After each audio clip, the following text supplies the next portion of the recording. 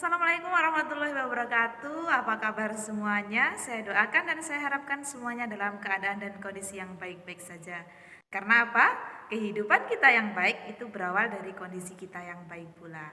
Bersama saya Dewi Putriani, tetap di channel saya. Kali ini kita akan belajar bareng dan juga berbagi informasi tentang berbagai hal.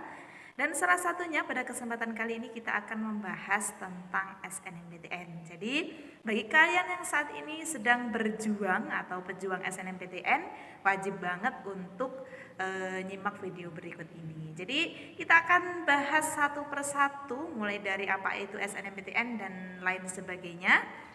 Tapi sebelum itu jangan lupa subscribe dan juga like channel ini supaya channel ini bisa berkembang dan bisa lebih baik lagi ke depannya. Oke, langsung saja kita ke informasi yang akan kita bagikan, yaitu mengenai SNMPTN. Jadi untuk diketahui bersama, untuk SNMPTN itu merupakan kepanjangan dari Seleksi Nasional Masuk Perguruan Tinggi Negeri. Bagi kalian yang saat ini sudah kelas 12 kemudian ingin melanjutkan studinya di perguruan tinggi negeri, bisa ikutan SNMPTN ini karena ini merupakan seleksi pertama yang dibuka untuk masuk perguruan tinggi negeri.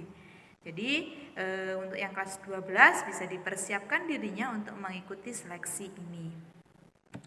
Kemudian untuk kuota dari SNMPTN ini adalah 20% dari jumlah total keseluruhan mahasiswa yang akan diterima di perguruan tinggi negeri tersebut. Jadi 20% itu sangat sedikit, artinya dari keseluruhan mahasiswa baru yang akan diterima di sebuah perguruan tinggi negeri, hanya 20%-nya saja yang akan diambil dari seleksi nasional masuk perguruan tinggi negeri ini. Jadi kuotanya hanya 20%. Persaingannya ketat karena apa?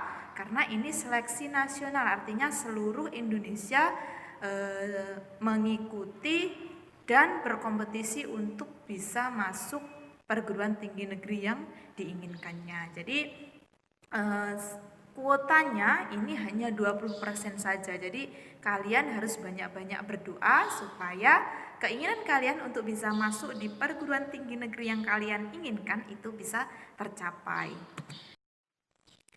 Selanjutnya yang akan kita bahas yaitu mengenai persyaratan apa saja yang harus dipenuhi ketika akan mengikuti SNMPTN. Informasi ini saya dapatkan dari LTMPT, yaitu sebuah lembaga yang khusus menaungi dalam seleksi masuk perguruan tinggi. Persyaratan ini harus dipenuhi oleh sekolah dan juga harus dipenuhi oleh siswanya, yaitu siswa yang akan mengikuti SNMPTN. Kita bahas dari persyaratan yang harus dipenuhi sekolah dulu, yaitu yang pertama, pastikan dulu sekolah kalian itu punya NPSN atau nomor pokok sekolah nasional. Jadi yang bisa mengikuti SNMPTN itu hanya sekolah yang punya NPSN. Kemudian yang kedua, apabila akreditasi sekolah tersebut A, maka 40% terbaik dari siswanya bisa diikutkan dalam SNMPTN. Cara melihat dari 40% siswa terbaik ini biasanya dilihat dari nilainya. Jadi apabila akreditasinya A, ini kuotanya 40% terbaik di sekolahnya. Jadi tidak semua siswa itu bisa mengikuti SNMPTN. Kemudian yang kedua, apabila akreditasinya B, sekolah tersebut punya akreditasi B, hanya 25% siswa terbaiknya yang bisa mengikuti SNMPTN. Dan apabila akreditasi sekolah tersebut C, hanya 5% saja yang bisa mengikuti SNMPTN. Jadi sekolah kalian juga turut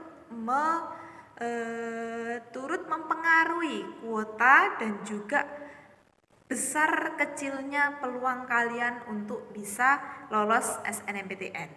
Kemudian yang ketiga, persyaratan ketiga yang harus dipenuhi yang dipenuhi sekolah maksud saya, yaitu sekolah wajib mengisi PDSS. PDSS itu adalah kepanjangan dari Pangkalan Data Sekolah dan Siswa. Biasanya Sekolah itu akan mengisi PDSS berupa nilai-nilai kalian, nilai-nilai siswa yang sudah dinyatakan bisa mengikuti SNMPTN sesuai dengan akreditasinya tadi.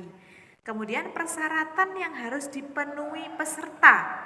Jadi bagi kalian yang saat ini juga sudah memenuhi persyaratan tadi, sekiranya mungkin saya bisa ikut karena saya di sekolah atau di kelas selalu peringkat 1, itu biasanya bisa ikut. Nah, persyaratan yang wajib kalian siapkan atau wajib kalian penuhi yang pertama yaitu kalian sudah kelas 12. Artinya SNMPTN itu hanya bisa diikuti oleh kelas 12 saja. Yang saat ini kelas 12 dan nanti tahun ini juga nanti bisa lulus itu.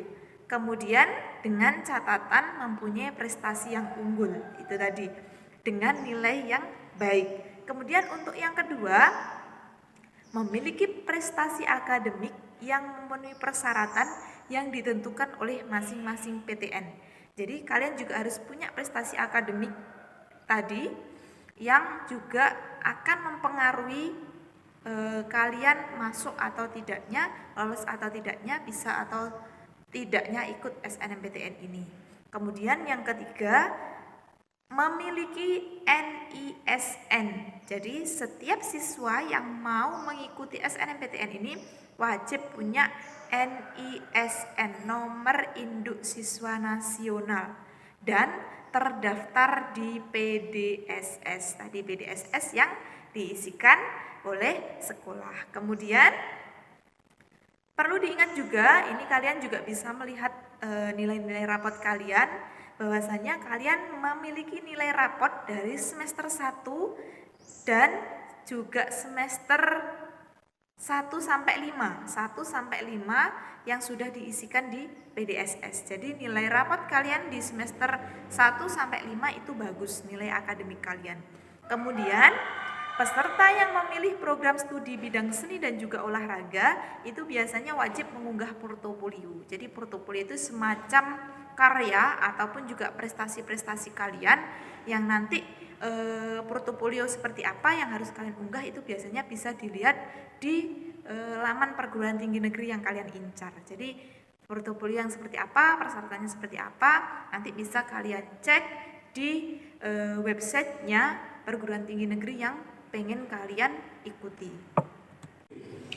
Jadi di sini untuk kalian yang ingin mendaftarkan SNMPTN, kalian juga harus memperhatikan berbagai hal terkait dengan pemilihan jurusan. Karena apa? Panitia SNMPTN sendiri itu telah menentukan berbagai ketentuan dalam pemilihan jurusan. Yang pertama, setiap pelamar atau setiap peserta bisa memilih 2 program studi dalam 1 PTN ataupun 2 PTN. Jadi di sini kalian diberikan kebebasan bisa memilih 2 PTN dengan masing-masing 2 program studi atau 2 PTN dengan masing-masing 1 program studi, ataupun kalian bisa memilih 2 program studi dalam 1 PTN. Itu ketentuan yang pertama. Kemudian ketentuan yang kedua, jika memilih 2 program studi, salah satunya harus berada di PTN pada provinsi yang sama dengan SMA atau SMK kalian. Jadi harus ada di provinsi yang sama. Kemudian jika memilih 1 program studi dapat memilih PTN dimanapun, tidak terbatas. Jadi bisa memilih semua PTN yang ada di Indonesia. Kemudian terkait dengan pemilihan jurusan ini perlu kalian pertimbangkan matang-matang dan juga perlu kalian diskusikan bersama keluarga atau orang-orang terdekat kalian. Karena apa? Jangan sampai nanti kalian merasa salah mengambil jurusan atau merasa menyesal mengambil jurusan dan kuliah di perguruan tinggi negeri tersebut. Karena apa? Ketika nanti kalian sudah dinyatakan lolos, kemudian kalian tidak mengambil jurusan atau PTN yang sudah kalian pilih, itu nanti akan berpengaruh pada kuota sekolah selanjutnya. Jadi sebaiknya ketika memilih jurusan benar-benar kalian pertimbangkan. Dan apabila kalian sudah dinyatakan lolos di SNMPTN ini, sebaiknya dan wajib kalian ambil atau kalian melakukan registrasi ulang dan wajib kalian masuki apa yang sudah kalian pilih tadi. Selanjutnya kita akan membahas tentang alur pendaftaran SNMPTN. Kita akan membahasnya sedikit. Yang pertama, sekolah itu wajib registrasi akun atau membuat akun di LTMPT apabila sekolah tersebut belum mempunyai akun. Kalau sudah mempunyai akun, tinggal login saja. Kemudian apabila sekolah sudah mempunyai akun, sudah registrasi, kemudian tahap yang kedua yang harus dilakukan yaitu siswa juga wajib registrasi akun di LTMPT. Ini wajib dilakukan oleh semua siswa yang mendaftar SNMPTN. Kemudian yang ketiga, sekolah menentukan calon peserta berdasarkan akreditasinya tadi yang sudah saya jelaskan di video sebelumnya di pemaparan di depan tadi, bahwa calon peserta itu ditentukan sekolah berdasarkan akreditasi sekolahnya masing-masing. Kemudian yang keempat yaitu pengisian PDSS, pangkalan data siswa dan sekolah.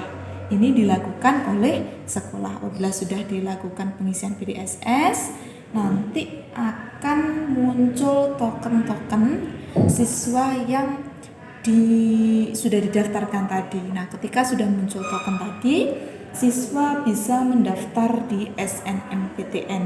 Jadi pendaftaran SNMPTN itu dilakukan oleh siswa secara mandiri. Biasanya dalam pendaftaran ini kalian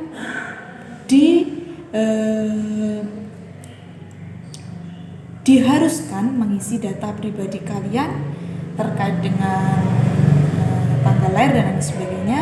Kemudian kalian juga perlu menyiapkan foto yang nanti akan diunggah di akun ini. Jadi kalian selain menyiapkan data pribadi, kemudian kalian juga menyiapkan foto kalian, nanti ukurannya berapa, kemudian ketentuannya seperti apa, itu bisa dilihat di websitenya PTN yang akan kalian tuju ataupun juga di akunnya LTMPT. Kemudian tahap yang selanjutnya, peserta bisa memilih PTN dan juga program studi. Ketentuannya pemilihan jurusan dan pemilihan program studi sudah saya jelaskan tadi. Saya rasa sudah cukup jelas. Jadi kalian juga sudah harus punya pemikiran yang matang terkait program studi yang akan kalian ambil. Kemudian ini mengunggah portofolio bagi yang mengambil jurusan seni ataupun olahraga.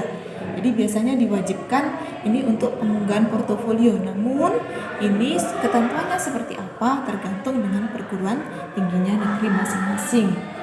Kemudian setelah mengunggah portofolio itu dilakukan seleksi SNMPTN oleh panitia dengan kriteria yang sudah ditetapkan oleh masing-masing perguruan tinggi negeri. Setelah itu, setelah selesai dilakukan seleksi berdasarkan nilai rapot, portofolio dan lain sebagainya, itu dilakukan pengumuman. Jadi pengumuman siapa yang lolos dan siapa yang tidak. Setelah itu yang dinyatakan lolos bisa melakukan daftar ulang. Jadi itu sedikit alur tentang pendaftaran SNMPTN. Jadi bagi kalian di sini yang berminat dalam mengikuti seleksi ini bisa menghubungi guru BK-nya masing-masing. Biasanya guru BK akan memfasilitasi dan paham terkait dengan SNMPTN ini. Untuk SNMPTN ini seluruh biaya pendaftaran itu adalah gratis, artinya semua biaya pendaftaran itu ditanggung oleh pemerintah. Namun untuk biaya perkuliahan itu ditanggung oleh masing-masing calon mahasiswa. Artinya yang gratis di sini hanya biaya pendaftaran saja. Untuk biaya kuliah itu ditanggung oleh masing-masing individu. Namun apabila kalian ingin beasiswa itu bisa. Biasanya ketika sudah masuk di perguruan tinggi negeri itu akan banyak sekali beasiswa-beasiswa yang bisa kalian ikuti, bisa kalian dapatkan. Ditambah lagi saat ini juga kalian bisa mendaftar di KIP kuliah. Itu seluruh biaya kuliah nanti akan ditanggung oleh pemerintah. Jadi mungkin itu saja yang bisa saya sampaikan di kesempatan kali ini. Semoga bermanfaat. Jangan lupa subscribe dan juga like channel ini. Saya akhiri, apabila ada penyampaian yang kurang jelas ataupun ada penyampaian yang salah, saya mohon maaf yang sebesar-besarnya. Saya akhiri, wassalamualaikum warahmatullahi wabarakatuh.